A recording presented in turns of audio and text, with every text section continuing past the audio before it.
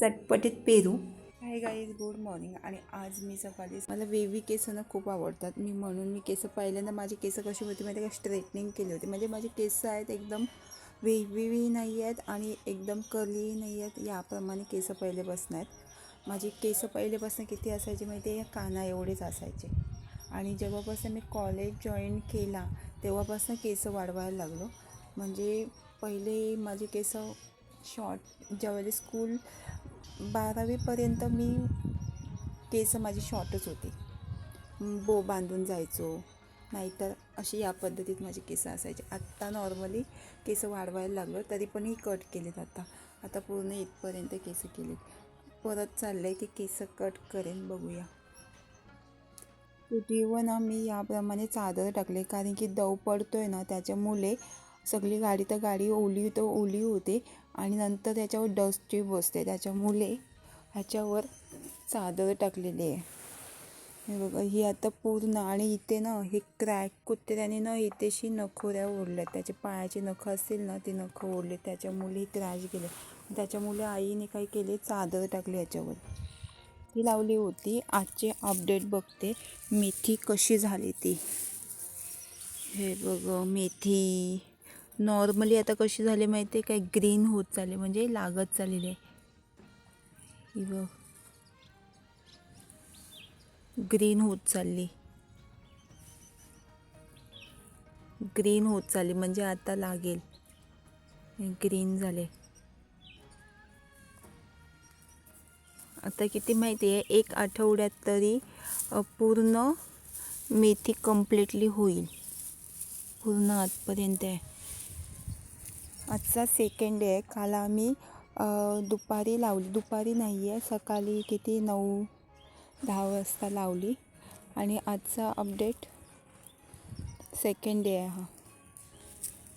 आणि इथे मी लाल माठ लावलेला आहे आणि इथे हिरवा माठ लावला आहे. ह्याच्यावर पण पेंडा टाकायचा आहे, नंतर टाकणार आहे, कारण की ही माती ना नंतर सुकते आणि ऊन जास्त लागते. आणि याप्रमाणे असं जर पेंडा टाकला ना, तर तो कोणत्याही बियाला जास्त पावर भेटते. इकडे मेथी लावले, इथे लाल माठ लावलं आहे आणि इथे हिरवा माठ लावला आहे. इथे आईने काहीतरी लावल्या, कोणत्या तरी बिया लावल्यात, म्हणजे भाज्याच लावल्यात. आणि इथे शिराला आहे आणि काय रे, गवार लावले आईने. इथे हिरवा दिसते ना तिथे, कारण की मग वरती चढेल. मग इथे ना 2 पेरू आहेत, आता हे पाडायचे आहेत. हे बघा, 2 पेरू. आऊच आऊच आऊच. हे बघा, इथे 2 पेरू आहेत आणि पिकलेत पेरू, नंतर काढेन. बाकी ठिकाणी पण पेरू लागलेले आहेत. हा पेरूचं झाड आहे आणि हा एवढा मोठा झाड वरती गेला आहे. आणि इथे 2 पेरू आहेत, नंतर पाडेन मी. पक्ष्याने कोणते तरी पेरू पाडून खाल्लं आहे, अर्धवट खाल्लं. असेच करतात, पेरू खातात आणि अर्धवट खातात आणि टाकतात. आता हा पक्ष्यांनी खाल्लं आहे, तरी मी करते. एकदम स्मेल काय येते, पेरूसारखा येते.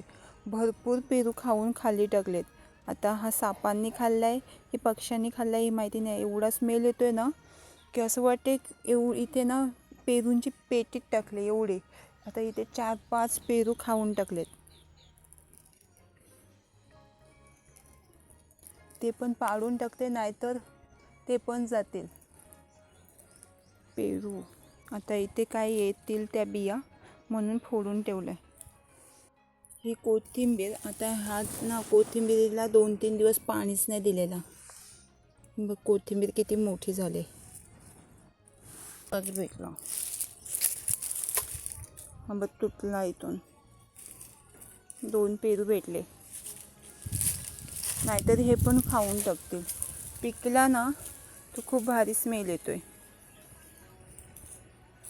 मला पिकतपर्यंत ठेवायचं होतं, पण हे पण खाऊन टाकते. खात काय नाही, थोडंच खातात आणि मग टाकून देतात. त्याच्यापेक्षा मी खाल्लेलं बरं. तो बघा, तिथे पण खाऊन टाकला. तो कधी टाकला माहिती नाही आहे, तो आत्ता दिसला. एकाच झाडाला वेगवेगळे प्रकारची फुलं आलीत. असं पण नाही की कलम केला आहे म्हणून. वरचे पेरू आणि कट करून घेते. ह्याची ना सालं काढून घेते थोडी. पेरू एवढे गोड लागतात ना, तर आत्ताच खायची वाटते. आणि स्मेल एवढा भारी येतोय ना. पेरू कोणत्याही साईजमध्ये कट करून थोडासाच लिंबाचा रस, त्याने टेस्ट छान येईल म्हणून लिंबाचा रस मिक्स करून घेतला. ब्लॅक सॉल्ट नाही तर सिंपल सॉल्ट, मी सिंपल सॉल्ट घेतला मिक्स करून थोडाच. आणि थोडा जंजिरा. जंजिरा कशामध्येही मिक्स केलात ना, म्हणजे चाट मसाला नसेल तरी चालतोय. थोडा जंजिरा, थोडीच रेड चिली पावडर मिक्स करून घ्यायचं आहे.